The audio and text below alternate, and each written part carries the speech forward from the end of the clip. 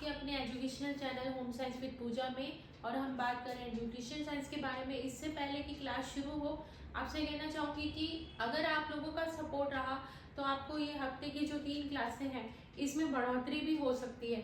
और अगर आपका सपोर्ट हमें नहीं मिला चैनल पर तो फिर, क्योंकि ये आपका ही चैनल है, आपने देखा होगा, मैं हमेशा ये कहती हूँ स्वागत है आप लोगों का आपके अपने educational channel home science with Pooja में। तो ये चैनल आपका ही है, और अगर आप खुद पर ही सपोर्ट नहीं देंगे, खुद के ही फ्यूचर के लिए आप सपोर्ट नहीं करेंगे तो फिर तो कुछ भी कहना मुश्किल है। तो उम्मीद यही है कि आप लोग समझ गए होंगे कि आप लोगों को भी एक सपोर्ट, ऐसा नहीं है कि आपसे कोई फीस मांगी जा रही है, ऐसा नहीं कहा जा रहा है। आपसे सिर्फ इतना ही हम चाहते हैं कि आप इस जो आप क्लासेस देख रहे हैं जो कि बहुत ही वैल्यूएबल हैं, हर एक क्लास जो है 1 लाइनर फॉर्मेट पे है, अकॉर्डिंग टू एग्ज़ाम अप्रोच है। तो फिर आपको ये जो क्लासें हैं ये नीडी पर्सन्स को शेयर करनी चाहिए, साथ ही इनको सब्सक्राइब और नोटिफिकेशन बेल ऑन करके ज़रूर रखना चाहिए, ताकि जो भी क्लास आपको मिले या जो भी अपडेट आपको मिल रही है वो आपको जब मैंने अपलोड की है उसी समय आपको पता चल जाए। तो चलिए इसी बात के साथ, और उम्मीद है कि आप ये बात समझेंगे, तो चलिए बात करते हैं फ्रूट प्रोडक्ट हमें आज हम बात करेंगे और इनके स्टेप्स देखने हैं। तो ये बहुत ही पेटेंट क्वेश्चन पूछ लिया जाता है कई बार। स्क्वैश और मार्मलेड जो है ये दोनों ही फ्रूट से बने हुए प्रोडक्ट हैं और इनमें अंतर पूछ लिया जाता है कई बार। तो इनमें बेसिक अंतर यही है कि ये बने दोनों ही फ्रूट से हैं और खट्टे फलों का यूज़ किया जाता है। मार्मलेड जो है उसमें बस इतना ही अंतर है, मार्मलेड जो होता है उसमें छिलके जो होते हैं फ्रूट के उनका भी यूज़ किया जाता है, और स्क्वैश जो है इसमें उनके छिलकों का यूज़ नहीं किया जाता।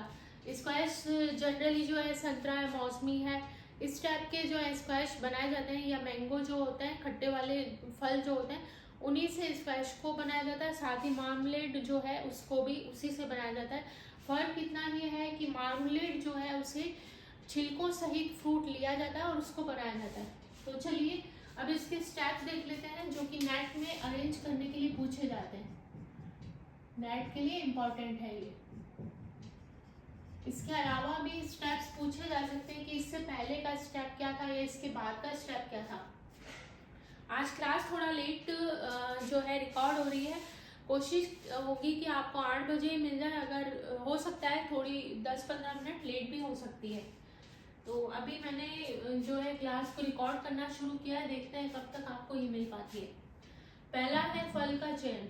पहले हमें क्या करना है, फ्रूट का चयन। जैसे नॉर्मली हम कुछ भी बनाते हैं, हम पहले फ्रूट का, जैसे कि आप फॉर एग्जांपल आलू के चिप्स ही बना रहे हैं तो आलू के चिप्स के लिए आप बड़े बड़े आलू जो है लेकर आते हैं। इसी तरह से अगर आप आलू की दम आलू बना रहे हैं तो बड़े बड़े आलू से दम आलू नहीं बनता, आप देखते हैं कि छोटे छोटे आलू जो है उनका चयन किया जाए। इसी तरह से हमें ध्यान रखना है कि सबसे पहले क्या है, जो चीज़ बनानी है उसी का हमको चयन करना है। तो ये तो हमको ऐसे याद रह जाएगा। उसके बाद में स्क्वैश बनाना है तो उसका रस निकालना पड़ेगा फ्रूट का रस निकालने के बाद में उसकी एक जो है चाशनी बनाई जाती है, और दोनों चीज़ों को यानी रस है, जूस जो है और चाशनी, इन दोनों को मिला लिया जाता है। उसके बाद में इसमें अगर ज़रूरत होती है तो रंग मिलाया जाता है, फूड कलर होता है ये, फूड कलर। इसके बाद में इसमें खुशबू मिलाई जाती है। खुशबू का मतलब फ्रूट की ही फ्रेगनेंस जो होती है, फ्रूट जो कोई भी फ्रूट, जैसे मान लो आप एप्पल का जैसे आप ग्रीन वाले एप्पल का बना रहे हैं तो उसका आप क्या डाल रहे हैं, खुशबू डाल देंगे तो उससे और भी टेस्टी और अच्छा लगता है। बाद में इसको बॉटल में भरना है और उसके बाद में इसको सील पैक करना है। तो ये इसके स्टेप्स हैं स्क्वैश बनाने के। पहले हमें फ्रूट का चयन करना है, फिर उसका रस निकालना है, फिर चाशनी बनानी है, उसके बाद में इन दोनों को आपस में मिला देना है और फिर रंग मिलाना है, उसके बाद में उसमें खुशबू मिलानी है, फिर उसको जार में डालना है और उसके बाद में उसको सील पैक करना है। नेक्स्ट है आपका मार्मलेड, और मार्मलेड जो है जैम और मार्मलेड ये दोनों, इसमें क्या होता है, सदैव जो है खट्टे और रसदार फलों का यूज़ किया जाता है और फल के साथ इसका छिलका भी उपयोग में लिया जाता है। ये जो है बेसिक इन दोनों में क्वेश्चन यूँ पूछा जा सकता है कि मार्मलेड में फलों को मतलब इस तरह से सत्य वाले जो क्वेश्चन है उनमें पूछा जा सकता है कि ऐसे गलत एक कथन दे दें या सही कथन दे दें और पूछ लिया जाता है कि ये सही है या गलत है। नेक्स्ट है, अब जो मार्मलेड है इसके भी चयन है, ये भी नेट्स के लिए इम्पोर्टेंट है। पहले हम फल का चयन करेंगे, यहाँ पर हम क्या करेंगे, फल का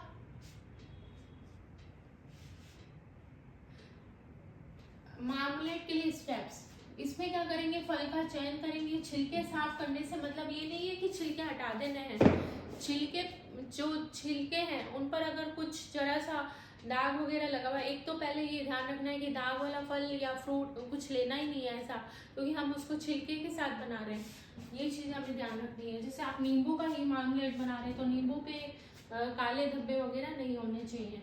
उसके बाद में इसका रस निकालना है, फिर इस पे क्या किया जाता है, पैक्टिंग टेस्ट किया जाता है। पैक्टिंग टेस्ट क्यों किया जाता है आगे हम क्लास में बताएंगे। इसके बाद में शक्कर मिलाई जाती है, फिर बॉटल में इसको भरा जाता है और सील पैक किया जाता है। इसमें थोड़ा ही अंतर है, इसमें भी फलों का चयन था, इसमें छिलके साफ करना एक अलग है और फिर फल का रस निकालना तो है ही, पैक्टिंग टेस्ट करना है, फिर शक्कर मिलानी है, बॉटल में भरना और सील पैक करना है। अब कुछ वन लाइनर जो है फैक्ट है जो कि एग्जाम में पूछ लिए जाते हैं। पहला है, एस्बेस्टॉस का उपयोग किस लिए किया जाता है। एस्बेस्टॉस का यूज फलों के रस पेय पदार्थ को छानने के लिए किया जाता है और उनमें से सूक्ष्म जीवों को छानने के लिए। एस्बेस्टॉस जो है एक फाइबर है और इसका उपयोग क्यों किया जाता है, ताकि जो सूक्ष्म जीव वगैरह है फलों के रस में उनको निकाला जा सके। नेक्स्ट है, गेहूं और मूंगफली पर उगने वाली फफूंदी जो है खतरनाक होती है। गेहूं और मूंगफली पर जो फफूंदी उगती है उसे वो खतरनाक होती है। और इसके बाद में सरसों में जो है आर्जिमोन होता है, वो आर्जिमोन एक विषाक्त तत्व होता है और ये क्या होता है, ड्रॉप्सी का कारण बन जाता है। ड्रॉप्सी क्या है, एक तरह का हाथ पैर का लकवा होता है। तो आर्जिमोन, इसको ट्रिक से कैसे याद करना है हमें, स पे भी, इस पे भी ओ की मात्रा है और इस पे मोन पे भी ओ की मात्रा है, इसी तरह से इसको याद रखना पड़ेगा। सरसों में क्या एलिमेंट होता है जो कि हमारे लिए घातक होता है, वो होता है आर्जिमोन, और ये जो है ड्रॉप्सी रोग के लिए जिम्मेदार होता है। ये ड्रॉप्सी रोग होता क्या है, हाथ पैरों का लकवा। अब हम बात कर लेते हैं फूड प्रोसेसिंग के बारे में। तो फूड प्रोसेसिंग जो है इसका मेन एक तो क्वेश्चन नॉर्मली यही पूछ लिया जाता है कि फूड प्रोसेसिंग को और किन नामों से जाना जाता है। तो फूड प्रोसेसिंग जो है इसे खाद्य संसाधन भी कहते हैं और इसे खाद्य प्रसंस्करण भी कहते हैं। और एक चीज जो है ये पूछ ली जाती है कई बार कि शेल्फ लाइफ क्या होता है। तो शेल्फ लाइफ क्या होता है, वो चीज होती है जिसमें मतलब जो भी भोजन हम खा रहे हैं वो खाने लायक है, उस अवधि का हम प्रमाणीकरण हमें मिल जाए। जैसे कि MRP है, आपने देखा होगा प्रोडक्ट के पीछे जो है उसकी जो मैन्युफैक्चरिंग डेट लिखी हुई होती है और एक्सपायरिंग डेट लिखी हुई होती है। इसी का मतलब होता है कि ये जो फूड आइटम है या जो भी चीज़ आप मेडिसिन भी ले रहे हैं तो ये यहाँ से यहाँ इस अवधि से इस अवधि तक जो है खाने लायक यानी यूज़ करने लायक है और उसके बाद में ये खराब हो जाएगा। तो ये कहलाता है शेल्फ लाइफ, यानी ये शेल्फ लाइफ को भी बढ़ाता है। फूड प्रोसेसिंग करने पर हम किसी भी फूड की शेल्फ लाइफ को बढ़ा सकते हैं। जैसे कि आपके अचार है, मुरब्बा है, ये बनाने का रीज़न ये होता है कि जैसे फ्रूट्स वगैरह है, कुछ मौसम में अलग अलग मौसम में अलग अलग फ्रूट्स आते हैं तो उनको लंबे समय तक रखने के लिए हम इनको बना लेते हैं ताकि हम इनका यूज़ कर सकें। अब ये हमें ये देखना है कि रीज़न क्या होता है फूड प्रोसेसिंग का। तो पहला तो है शेल्फ लाइफ भी बढ़ाने के लिए। जैसे मान लीजिए आपने एप्पल का जैम वगैरह बना लिया, मान लीजिए और आपने एप्पल को फ्रिज में वैसे ही रख दिया काफ़ी दिनों तक, आप देखेंगे कि 10 दिन बाद उस पर वो मतलब नरम पड़ना शुरू हो जाएगा और कुछ दिनों बाद उसमें ब्लैकनेस आ जाएगी, वो ख़राब हो जाएगा। लेकिन अगर हम उसी एप्पल का जैम है, जेली वगैरह बना के रख देते हैं तो फिर वो ख़राब भी नहीं होगा और हम उसको काम में ले सकते हैं काफ़ी लंबे समय के लिए। फूड प्रोडक्ट को संसाधित करने हेतु संसाधित यानी प्रोसेस करने हेतु मतलब हम फूड जो आइटम है उसको इस तरह से बना देते हैं ताकि हम उसको ज़्यादा समय के लिए यूज़ कर सकें, हानिकारक जीवों से बचाने के लिए। सारी चीज़ें एक ही है, जैसे कि शेल्फ लाइफ है, अगर आप उसको लंबे समय तक गर्मी में रख रहे हैं फूड आइटम को तो ख़राब हो जाएगा, काफ़ी लंबे समय तक नमी में रख रहे हैं तो ख़राब हो जाएगा। इन चीज़ों से बचाने के लिए हम फूड प्रोसेसिंग करते हैं। फोर्टिफिकेशन एक बेसिक क्वेश्चन है जो कि पूछ लिया जाता है कई बार। फोर्टिफिकेशन का मतलब क्या होता है कि फूड प्रोडक्ट की गुणवत्ता बढ़ाने के लिए उसमें ऊपर से कुछ एक्स्ट्रा मिला देना ताकि उसकी जो मतलब उसकी क्वालिटी है और ज़्यादा बढ़ाई जा सके। फॉर एग्जांपल जैसे कि ब्रेड है, ब्रेड में लाइसिन मिला देना, लाइसिन प्रोटीन जो है वो मिला देना। इसी तरह से वनस्पति तेलों में विटामिन ए और विटामिन डी मिला देना। आइसक्रीम का जो फैट है उसको, उस फैट परसेंट को कम करने के लिए उसमें प्रोसेस्ड प्रोटीन मिला देना ताकि ये जो है फैट जैसा ही ये चिकनापन देता है, फैट जैसा चिकनापन ये देगा। इसके बाद में फूड प्रोडक्ट जो है इसमें आर्टिफिशियल स्वीटनर मिला दिए जाते हैं ताकि जो है एक्स्ट्रा जो मेनली जैसे सुक्रोज वगैरह और भी स्वीटनर हम आगे डिस्कस करेंगे, इनको मिला दिया जाता है ताकि जो चीनी का जो डिसएडवांटेज है हमारे शरीर के लिए जो हानि पहुंचाता है वो उसको कम करने के लिए इसमें आर्टिफिशियल स्वीटनर भी मिला दिया जाता है फूड्स पे। तो एक बार आप इसका स्क्रीनशॉट ले लें। एक है पाश्चुरीकरण,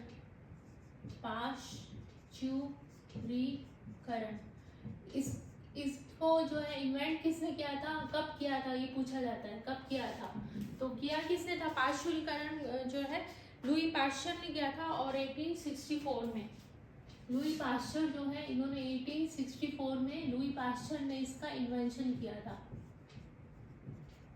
नेक्स्ट है डिब्बाबंदी। डिब्बाबंदी जो है इसको हम एक टिप से याद करेंगे तो ताकि आप ये कभी भी भूलेंगे नहीं। तो 1810 में जो है इसका इन्वेंशन हुआ था, 1810 में। और डिब्बे में से हम कोई सामान निकालते हैं तो उसको इस तरह से याद कर लेना, निकोलस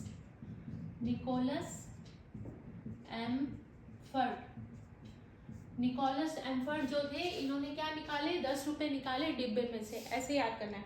निकोलस एम्फर्ट ने जो डिब्बा है उसमें से 10 रुपए निकाले और 18 आपको ऐसे याद रखना है। इससे भी इस तरह से लिंक करके आप याद कर सकते हैं। ब बना हुआ है तो 8 का ही शेप दिख रहा है तो 18 आपको याद रखना है।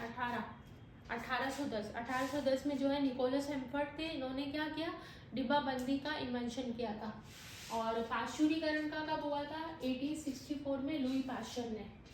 1864 पाश्चुरीकरण से हमें पता ही चला है लुई पाश्चर 1864, ये आपको लर्न करना है।